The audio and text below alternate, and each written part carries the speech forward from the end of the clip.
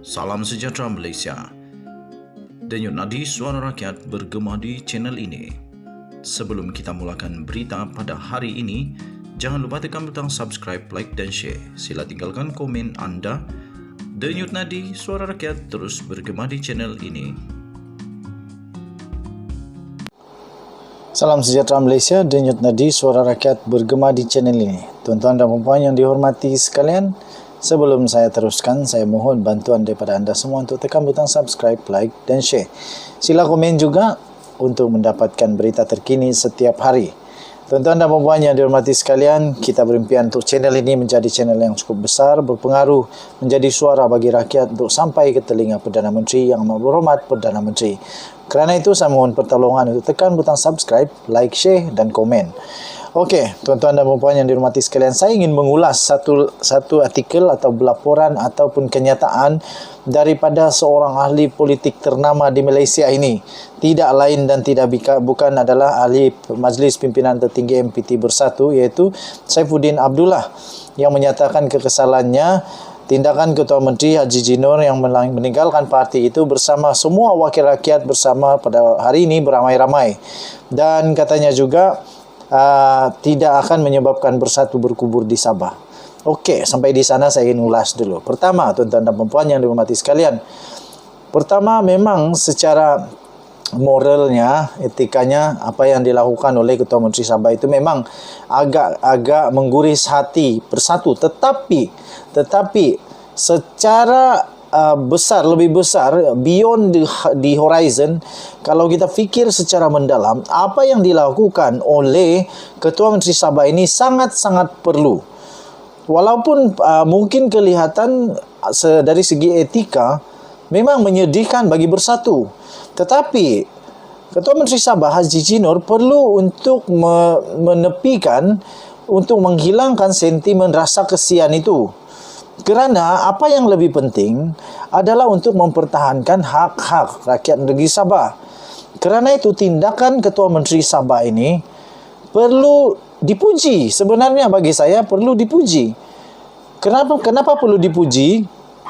Dia sanggup untuk menerima apa juga tomahan, kejian, apa-apa sajalah, semata-mata untuk memastikan bahawa rakyat Sabah akan terus dapat dibela sesuai dengan Perjanjian Malaysia 63 atau MA 63. Kerana itu, tuan-tuan dan puan yang dihormati sekalian, tindakan Ketua Menteri Sabah ini sebenarnya melihat kepada keperluan negeri Sabah sekarang ini yang ada peluang sangat besar di bawah kepimpinan Yang Amat Berhormat Perdana Menteri Datuk Seri Anwar Ibrahim. Negeri Sabah ada satu peluang besar untuk mendapatkan hak mereka semula melalui pentadbiran Yang Amat Berhormat Perdana Menteri. Tetapi itu semua hanya dapat dimudahkan lagi dengan mereka menyokong Anwar Ibrahim. Kerana Datuk Seri Anwar Ibrahim memberikan sudah kata-kata dan janji dia bahawa salah satu yang akan diambil perhatian dan akan diuruskan secara cepat, secepat yang mungkin adalah tentang berkenaan dengan MA 63. Pertama. Kedua, saya ingin mengulas semula apa yang dikatakan oleh Saifuddin tentang Bersatu tidak akan terkubur di Sabah. Pada pendapat saya setuju Bersatu mungkin tidak akan berkubur. Tetapi Bersatu tidak akan menang lagi di Sabah. Bersatu tidak akan menang lagi di Sabah. Kenapa? Kerana sekarang Sabah, Borneo, Sarawak, ada satu sentimen untuk membentuk satu blok, nama dia Blok Borneo. Kalau memang sudah ada di dalam perjuangan baru ini namanya Blok Borneo, maka dengan itu nantinya yang akan kuat tidak tertanding lagi di Sabah ini adalah Blok Borneo Original Local Sabah, seperti Lokal Sarawak. GPS sekarang ini hampir mustahil untuk kalah di Sarawak. Dan begitulah yang berlaku dengan GRS. Apabila GRS ini menjadi 100% lokal, hampir pasti sukar untuk dikalahkan. Apatah lagi kalau tiba-tiba benar betul berlaku yaitu warisan pun turut bersama dalam GRS memang hebat.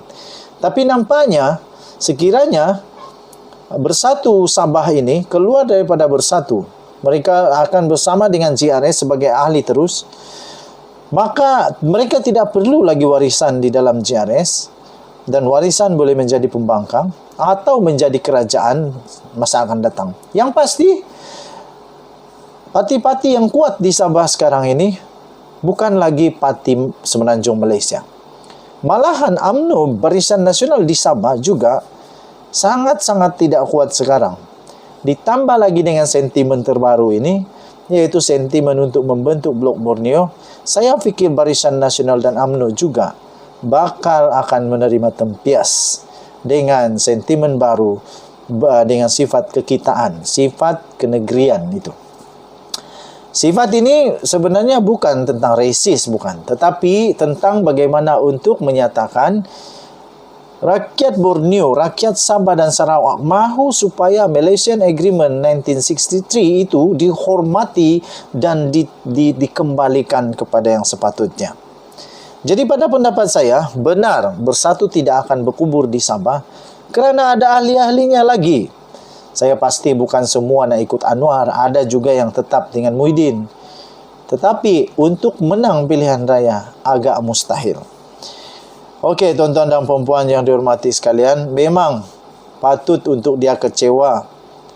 Memang patut kecewa kerana Bersatu di bawah pimpinan Haji Ji, Bersatu Sabah keluar daripada Bersatu dan bersama dengan Anwar Ibrahim menyokong Anwar Ibrahim. Seterusnya, tuan-tuan dan puan-puan yang dihormati sekalian, selain daripada itu, saya fikir ada ura-ura dengan dengar kabar, dan juga memang betul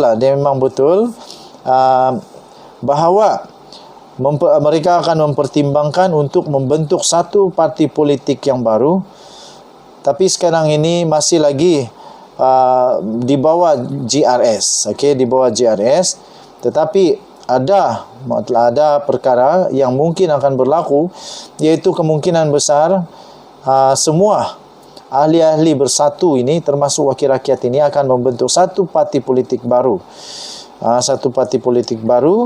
untuk mereka dapat bersama-sama sebagai entiti politik di dalam GRS dan bukan hanya sebagai ahli terus. Okey, tuan-tuan dan puan-puan yang dihormati sekalian, kita berharap supaya politik Malaysia akan tetap stabil, kukuh, stabil, tidak tunggang langgang.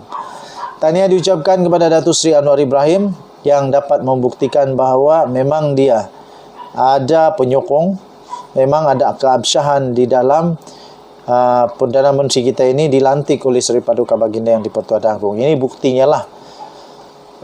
Okey. Kita nantikan apa berita-berita seterusnya yang lebih hangat, lebih mengancam, lebih mengejutkan. Bye-bye.